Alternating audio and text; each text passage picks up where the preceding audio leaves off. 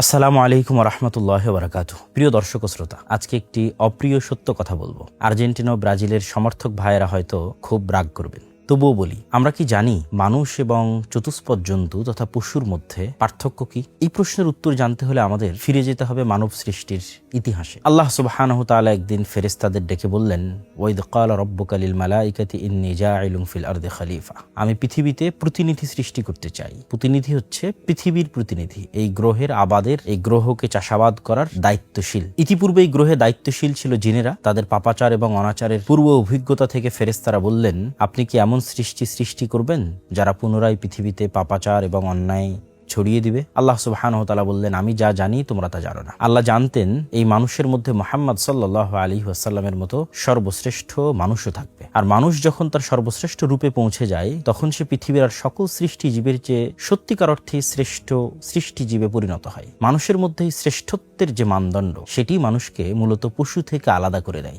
চতুষ্পদ জন্তু থেকে ভিন্ন করে দেয়, আল্লাহর অন্য সৃষ্টিজীব থেকে পার্থক্য তৈরি করে দেয়। আর সেটি হচ্ছে মানুষের বিবেক, মানুষের চিন্তা শক্তি, মানুষের দায়িত্ববোধ এবং মানুষের স্বাধীন সিদ্ধান্ত নেওয়ার ক্ষমতা, আর আল্লাহ প্রদত্ত মানুষকে দেওয়া বিশেষ জ্ঞান। আপনি চিন্তা করেন, মানুষ যদি আজ থেকে তার চিন্তা শক্তি হারিয়ে ফেলে, বিবেক বিবেচনা বোধ কাজ না করে, শুধু খায়, ঘুমায় এবং ফুর্তি করে, বিনোদনে ডুবে থাকে, কোনো প্রকার কোনো দায়িত্ব পালন না করে, তাহলে একজন মানুষের জীবন এবং আমাদের আশেপাশে থাকা যে কোনো চতুষ্পদ জন্তুর জীবনের মধ্যে কি আদৌ কোনো পার্থক্য আছে? প্রিয় দর্শক ও শ্রোতা, সারমর্ম কথা হচ্ছে, মহান আল্লাহ সুবহানাহু তাআলা মানুষকে এই বিশাল গ্রহ পৃথিবীর দায়িত্বশীল করেছেন। এই দায়িত্ব পালনের যোগ্যতা তাদের মধ্যে তৈরি করে দেওয়ার জন্য তাদেরকে জ্ঞান দিয়েছেন।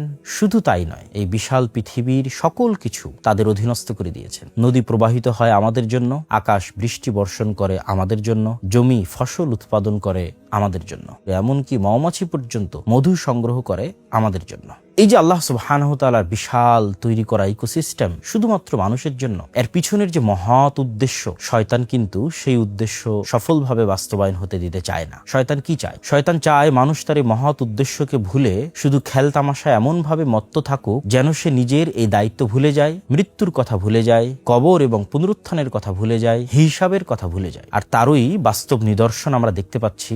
একটি উদাহরণ, ফুটবল বিশ্বকাপ। যে যুবক ফজরের জন্য ঘুম থেকে উঠতে পারে না কিন্তু রাত জেগে খেলা দেখে, সে কিন্তু স্বাধীন নয়, সে মূলত শয়তানের গোলাম। সে নিজের সময়ের এবং নিজের বিবেকবোধ চেতনাবোধের উপর কোনো প্রকার কর্তৃত্ব রাখে না। তার সময় এবং তার বিবেকের উপর সম্পূর্ণরূপে কর্তৃত্ব প্রতিষ্ঠা করেছে শয়তান। যে হাজার হাজার টাকা খরচ করে বিদেশি পতাকা কিনে অথচ তার প্রতিবেশী অভুক্ত থাকে, সে কোনো যুক্তিতেই নিজেকে ওই মানুষ দাবি করতে পারে না যে মানুষকে আল্লাহ সুবহানাহু ওয়া তাআলা সৃষ্টি করেছেন, বরং সে আসলে পশু এবং চতুষ্পদ জন্তুর স্তরে নেমে গেছে। যে প্রজন্মের আদর্শ হয় মেসি এবং নেইমারদের মতো খেলোয়াড়, কিন্তু তারা নিজেদের নবীর সিরাত জানে না তাদের পূর্বসূরি বীর পুরুষদের কথা, কিন্তু জানে বিদেশি খেলোয়াড়দের ক্যারিয়ারের প্রত্যেক আদ্যপান্ত। সে প্রজন্ম কখনোই দেশ ও জাতির নেতৃত্বের জন্য যোগ্য নয়, বরং সে প্রজন্ম প্রস্তুত হচ্ছে গোলামির জন্য। অতএব হে যুবক, চিন্তা করো, আল্লাহ সুবহানাহু তাআলা তোমাকে শুধু দর্শক হওয়ার জন্য সৃষ্টি করেননি। তোমার রব তোমাকে শুধু একটি খেলা দেখে